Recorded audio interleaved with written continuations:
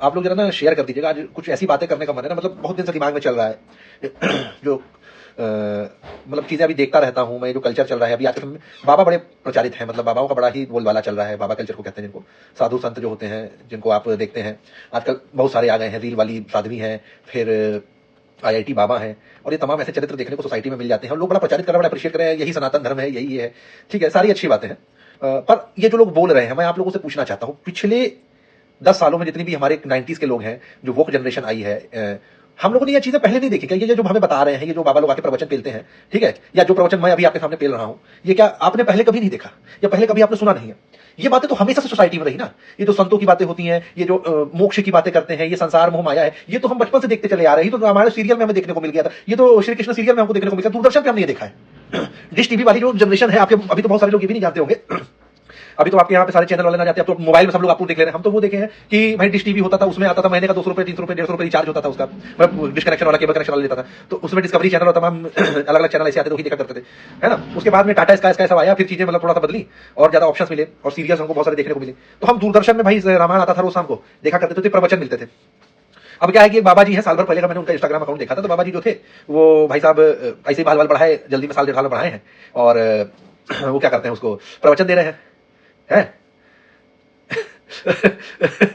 तो वो प्रवचन दे रहे हैं, वो प्रवचन में क्या है भाई कि मतलब इतनी सारी चीजें देखने को मिल जा रही है कि माँ बाप को छोड़ दो, है ये सब मोह माया है, हम तो अध्यात्म की राह पे चल रहे हैं। भाई तुम 30 साल 34 साल के हो, तुमने आईआईटी से पढ़ाई करी, तुम्हारे नाम के बाद में स्ट्रिंग लगाए, इकलौते लड़के हो और हरियाणा के हो, तुम्हारा मतलब पता किया, बाबा जी ने प्रवचन बोले हे करके हंस दिए। आपको देखकर मेरे मन में यही विचार आया, महाराज जी जो भी बाबा जी है ना, उनको देखकर मुझे यही विचार आया कि आपको गांजा फूकना था, आपको नशे करने थे, आप बाबा बन गए। मैं एक ऐसी यूनिवर्सिटी से पढ़ा हूं जहां के बहुत सारे मेरे ऐसे सीनियर, मेरे जो इंजीनियरिंग बैच के लड़के थे, मैं जानता हूं जिनको 2-4 ठो, वो बाबा बन गए हैं। हमने पूछा उनसे क्यों बाबा बन गए, तो बोले यार अध्यात्म में मन चला गया, पहाड़ों पे घूमा करता था, वो पहाड़ों पे गांजा खोजने जाया करते थे, माल जो मिलता है ना काला वाला, वो खोजने जाते थे, वहां पहाड़ों पे वो माल फूका करते थे, वही माल फूकते फूकते उनको मालूम पड़ा बाबा लोग माल फूकते हैं और इनको कोई टोकता भी नहीं है। संतों में बहुत सारी जगहों पे आपको पता है कि ये कल्चर है उनका, चिलम बनाते हैं, फूकते हैं, वो तो भाई उनका रोज का, उनको प्रशासन भी नहीं बोलता, सिस्टम भी नहीं बोलता, कैसे बोल देगा?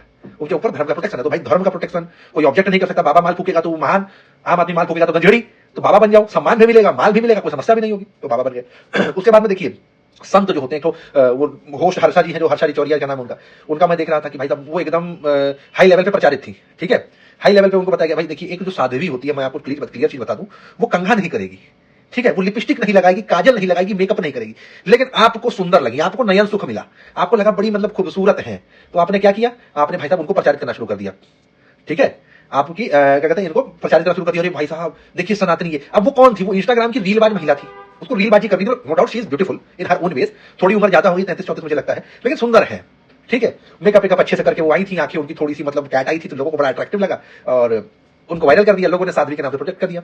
अभी थोड़े समय में, साल भर में, यही साध्वी जो है, ठीक है ना, यही साध्वी कहीं बहुत शॉर्ट ड्रेस में नाचती नुचती दिखाई देंगी, तो आप कहेंगे अरे यार क्या हो गया सनातन धर्म को? वाई संत, संत एक प्रवृत्ति है, कोई पहनावा नहीं है।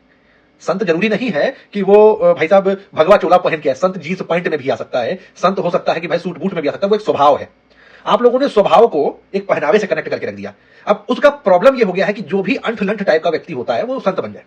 और मैं ये चीज आपको खुले तौर पे ये चीज बोल रहा हूं कि भाई ये मैं भी कर सकता हूं, और बैठे हुए तमाम ये संत महंत जो बैठे हैं इनसे बेहतर कर सकता हूं, बड़े बड़े पंडित पुजारियों को मैं सामने से फेल कर सकता हूं, सामने से कर सकता हूं, कोई मुश्किल काम नहीं है। लोगों को सुनने के लिए ना कान रस चाहिए, देखने के लिए नयन सुख चाहिए। अरे कोई आजा बॉडी बिल्डर ऐसे जनेऊ लंबा सा बांध के, है धोती, वो क्या कहते हैं, धोती बांध के और तिलक लगा के लंबा सा, आपसे कह दिया जाए ये देखिए ये बागंबरी गद्दी के महंत हैं, भाई साहब तो गुरुजी प्रणाम, गुरुजी प्रणाम, बाद में मालूम पड़े गुरुजी तो मुल्ला है। आप अपीयरेंस देख रहे हैं, आंखों से जो चीजें दिख रही है आपको वो महानता दिख रही है। अध्यात्म का पर्पस यही ना कि जो अंदर हो वो चीज बाहर है। आपने देखिए आईआईटी बाबा, क्यों आईआईटी से ही होके वो महंत बन सकता है? अनपढ़ आदमी क्यों नहीं महंत बन सकता? कबीर दास भी बहुत बड़े संत थे, कबीर दास ने कितने बड़े बड़े, एक दोहा नहीं लिखा उन्होंने, उनकी बातें आज भी समाज में चलती हैं। उन्होंने जो लिखा वो समाज में देखा, लिखा जो अंडरस्टैंड उनके मुंह में आया बोल दिया। अनपढ़ थे वो, ज्ञान भी नहीं था कबीर जी के पास में, उनके अनुयायी लिखते थे। ऐसे कितने संत हुए, उनकी बातें लिखी जाती थी, ठीक है। और आप देखिए अब ओशो जो है, ओशो को लोगों ने प्रचारित किया, तो मैं भी पढ़ रहा था ओशो के बारे में, तो एक राजस्थान के भीलवाड़ा क्षेत्र की भील महिला थी, उनका नाम था भूरी बाई। तो भूरी बाई जो थी, उनके प्रवचन को ओशो चुरा के बोला करते थे, वो भी महान हो गए। क्यों? क्योंकि उन्होंने प्रोजेक्शन कर दिया। वो भारत में नहीं प्रसिद्ध हुए थे, वो विदेशों में प्रसिद्ध हुए। आज भारत में वो लोग प्रसिद्ध हो रहे हैं, आज भारत में चोरी का माल बेचा जा रहा है, आज भारत में अधूरा अध्यात्म बेचा जा रहा है। क्यों हो रहा है? अब मैं एक दो और संतों का नाम लेता हूं। एक राम भद्राचार्य जी, आंखों से अंधे हैं, और बहुत बढ़िया बढ़िया भाषणबाजी उनकी लोग बताते हैं, मैंने सुना, मुझे आदमी बेकार लगा, मुझे उसकी बातें जो है बेहुदा लगी। मैं मतलब उसकी प्रवचन को सुनता हूं तो मुझे ऐसा लगता है यार ये आदमी जो है, इसको एक टेप रिकॉर्डर होता है ना, एक तकिया उसी बातें करने वाला, वैसा लगा। अब आप ये सोचिए कि रामभद्राचार्य जी आते हैं, वो बताने लगते हैं कि कुंभ में पहला स्नान का अवसर मुझे मिला। भाई साहब, मैं प्रयागराज का जन्म हूं, बनारस, इलाहाबाद, इन क्षेत्रों में कुंभ का पहला स्नान नागा साधु करते हैं। नागा साधु समझते हैं, वो संसार को सही में छोड़ देते हैं, वो नहीं बात करते, मीडिया ज्यादा नहीं आते। जो ज्यादातर आते हैं या तो कोई बहुत वरिष्ठ होंगे तब आ जाएंगे, नहीं तो फर्जी वाले घूमते हैं, वो लगा दिए बस राख बन गए नागा साधु, ठीक है, वो नागा साधु बनते हैं। ठीक, अब वो भाई साहब, हम जब मैं उनका मीडिया स्टेटमेंट देखा कि मुझे पहले स्नान का मौका मिला, भाई साहब नागा मार के भगाएगा आपको वहां से, झूठ बोलते हैं, ऐसे संत हैं ये। एक तो पहले ही शास्त्रों में लिखा हुआ, जो बचपन से ही, जन्म से ही विकलांग हो, पीड़ित हो, वो कभी भी सही डिसीजन नहीं लेगा। एग्जाम्पल है, मंथरा याद है, रानी की एकदम क्लोज वाली दासी थी, लेकिन कर्म देखिए, सोच देखिए, जो भी विकृत है उसकी मानसिकता भी विकृत होती है। विकृत मानसिकता का आदमी है, वो अपनी जात तक को नहीं छोड़ता है, उपाध्याय पाठक जैसे ब्राह्मणों को भी नहीं छोड़ता, वो उनको भी अपमानित कर देता है, उनको भी नीचे कह देता है। उसके बाद में देखिए, एक बहुत बढ़िया संत है, आज तक उन्होंने गलत बात नहीं कही, वो भी झूठ बेचते हैं, मैं उनको झूठ बेचने वाला बोलता हूं। कैसे? प्रेमानंद महाराज जी, प्रेमानंद महाराज जी, क्या भाई, क्या वाणी है, क्या मीठा बोलते हैं, आया है, सुनते ही इस कानों में शहद घुल जाए। पर वो बोलते हैं राधे राधे, राधा जी के एग्जिस्टेंस है, शास्त्रों में एग्जिस्टेंस है नहीं है, 1525 के अराउंड क्रिएटेड पात्र है वो, हिस्टोरिकली प्रूवन ये चीज है कि 1525 से पहले वहां रमा वल्लभ समाज था, उसके बाद चैतन्य प्रभु ने राधा वल्लभ समाज की स्थापना करी और वो प्रचारित हुए, कमर्शियलाइज कैरेक्टर क्रिएट किया गया। भक्ति काल का एक बहुत बड़ा वो कह सकते ब्लंडर है वो। आप सोचिए कि भारत के अंदर जो अध्यात्म का की जननी कही जाने वाली सभ्यता है, वो सभ्यता, जिस सभ्यता ने पूरे विश्व में स्पिरिचुअलिटी का कह सकते हैं नींव धरी है। हमारी चीजें विदेश में कॉपी होती हैं और हम विदेशी कल्चर को यहां पे लाके स्टूपिड, मतलब बेवकूफ होते जा रहे हैं। आप गौर करिए, मतलब मैं सोचता हूं, मेरा दिमाग भन जाता है, भाई साहब हमने कब से देख ली भाई साहब लिपस्टिक वाली साध्वी, लिपस्टिक लगाई है, आईलैशेस लगाई है, उसके ऊपर मेकअप होती है 14 किलो, वो साध्वी थोड़े हैं, वो तो तपस्वियों को भंग करने जाने वाली अप्सरा है। अप्सरा जानते क्या होती है? स्वर्ग की वैश्या को अप्सरा कहते हैं। मुसलमान अपने धर्म के बहुत पक्के होते हैं, आप मुसलमानों को गाली देने वालों को सिर पे बैठाते हैं, पर आप देखिए मुसलमानों को पता है कि उनके जो लोग हैं, जब वो नमाज पढ़ने जाते हैं, वजू करने जाते हैं अपना, है ना, तो औरत अगर वहां पे जाएगी तो वो उनको भंग कर देगी, उसको डिस्ट्रैक्ट कर देगी, तो वो उन्होंने कह दिया कि तुम यहां मत आओ। हमारे लोग क्या पोत के पात के एकदम सुंदर सी बना के एकदम डॉल जैसी पहुंचा दी, साध्वी है जी, साध्वी है जी, बहुत बहुत बड़ी साध्वी है ये, पहले इंस्टाग्राम में रील बनाती थी, अब साध्वी बन गई है। ये तो वैसे ही हो गया, पहले मैं बहुत बड़ा क्या कहते हैं आरबाज था, अब मैं ब्रह्मचारी बन गया हूं। वो पहले 30 रुपए में धंधा करती थी, आज वो सती सावित्री बन गई है। ऐसे ही कन्वर्जन हो जाता है। पानी आज पानी नहीं है, आग हो चुका है, आग आज आग नहीं है, समुद्र बन चुकी है। एकदम हृदय परिवर्तन कर दिया आपने सर। आप तो सोने को तांबा, तांबे को सोना बनाने वाली बात कर देते हैं। अध्यात्म है, सब कुछ है। प्रकृति में बहुत सारे ऐसे पदार्थ होते हैं जो बड़े ही पोषक होते हैं, काजू, किशमिश है, बादाम, खाएंगे तो शरीर में बड़ा बड़ा फायदा होता है। खाना चाहिए, पोषक तत्व है, बड़ी बढ़िया चीज है। गू में सना हुआ होगा तो उसको निकाल के धोके खा लेंगे आप। उसी प्रकार से व्यक्तित्व भी होता है, कर्म भी होते हैं। आपके कर्म अगर आपको गू में सान देंगे तो उससे निकाल के आप कितना भी कर लीजिए, उससे वो गंदगी नहीं जाएगी। कितना भी आप साफ करिए, कितना भी साबुन लगा के रगड़ दीजिए, तो कुछ चीजों से गिरे हुए लोग कभी उठ नहीं सकते। बाकी कुंभ का महीना है, आप जाइए डुबकी मार लीजिए, लेकिन वास्तविकता यही है कि आप कुंभ का मौका देके जा रहे हैं। कुंभ के महीने में आप अगर डुबकी मार भी लेंगे तो आपके पाप नहीं धुलने वाले हैं। हो सकता है कि बहुत सारे लोग डुबकी मार रहे हैं, पूरे शहर का कचरा डाल दिया जाता है नदी में हमारी। कभी जा रहे थे, लाखों लोग उठा के देख लें, जो शहर भर की, कानपुर से लेकर तमाम शहर भर से जो नदियां बह रही हैं, वहां पर जो वेस्ट शहर भर के नाले नदियों से कनेक्ट करके रखे गए हैं, गुरु उसके ऊपर ध्यान दे लीजिए। बहुत सारी चीजें हैं धर्म के नाम पे, अगर कुछ करना चाहते तो धर्म को समझने के लिए, ठीक है। सिर्फ इतना कह देना कि भाई हम गंगा नहा लिया, मैं पाप कर गए भाई, तो सारे तुम कह रहे ना कि रोज कुंभ हो, तुम रोज नहाओ तो भी तुम्हारे पाप नहीं धरने वाले।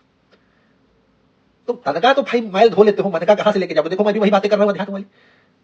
समझने की चीज है, कर्म से बड़ा कुछ नहीं है संसार में। ये कर्मना संसार है, इसको समझिए। आप यहां जो कर्म करेंगे उसका परिणाम आपको अगले जन्म में मिलेगा। ये भक्तिमय संसार नहीं है, ये तपस, ये उसका संसार नहीं है कि और हम अध्यात्म में चले गए। जो जा रहे हैं, ठीक है, दो प्रकार के लोग अध्यात्म में जाते हैं। मैं सीधी बात बोल रहा हूं, यंग पीपल्स में दो प्रकार के लोग अध्यात्म में जाते हैं। एक जो कुछ करना नहीं चाहते, दूसरे जो कुछ कर नहीं सकते। और जो कर्मवीर है ना, अध्यात्म उनके सामने सूक्ष्म है, छोटी सी चीज है, कच्ची, मतलब कुछ नहीं है। क्या देगा तुम्हें अध्यात्म? यंग हो भाई, तुम्हारे पास एनर्जी है, शरीर में बल है, ये बुद्धि जो है उसमें मेधा भरी पड़ी है, कुछ प्रयोग लो, कुछ क्रिएटिव करो। चले गए बाबा बन के, भाई साहब लगा के टीका नाच रहे हैं, गांजा पी के बोल दिया वाह वाह संन्यास सनातन धर्म की जय। सनातनियों ने कितनी नई इन्वेंशन कर दी इतने सालों में, क्या नया इन्वेंट कर दिया? आपके इन्वेंटिव जो इनोवेटिव माइंड होते हैं उनको तो ये बाबा बूढ़ी बना देते हैं संत। बहुत तेज दिमाग है बेटा तुम्हारा, वेदों को पढ़ो, अध्यात्म को समझो। है बायोलॉजी पढ़ाते, केमिस्ट्री पढ़ाते, साइंस पढ़ाते, क्यों नहीं हुआ? अगर हमारे शास्त्रों में सब कुछ है। मैं अपने शास्त्रों का विरोध नहीं करूं, फिलॉसफी बहुत बेहतरीन है, मैं खुद पढ़ता हूं, वे ऑफ लाइफ के लोग बहुत चीजें हैं, लेकिन एक चीज का कमी है, बेसिक कॉन्सेप्ट का। आप बेसिक चीज समझ नहीं पाए। ज्ञान तो संसार भर का ले लोगे, उसका उपयोग क्या करोगे? क्या करोगे उसका? भाई साहब कितने सारे लोग जो हैं भाई आज अध्यात्म की ओर जा रहे हैं, बाबाओं के प्रवचन सुनते हैं। मैं सीधी बात उठाऊंगा कि जितने बाबा हैं, जितने संत हैं, मेरे जीवन में मुझे जितने मिले, सब में मैंने कमी देख ली। शायद कमी मेरी आंखों में है, मैं चश्मा पहनता हूं, लेकिन मुझे दिख गई। आगे भी देखता रहूंगा, क्योंकि कमी तो है गुरु, कमी तो है। भगवान तो नहीं है ना ये लोग। चलिए, जुड़ के अच्छा लगा बातें करके। जय सिया राम। जाइए अध्यात्म में जाइए।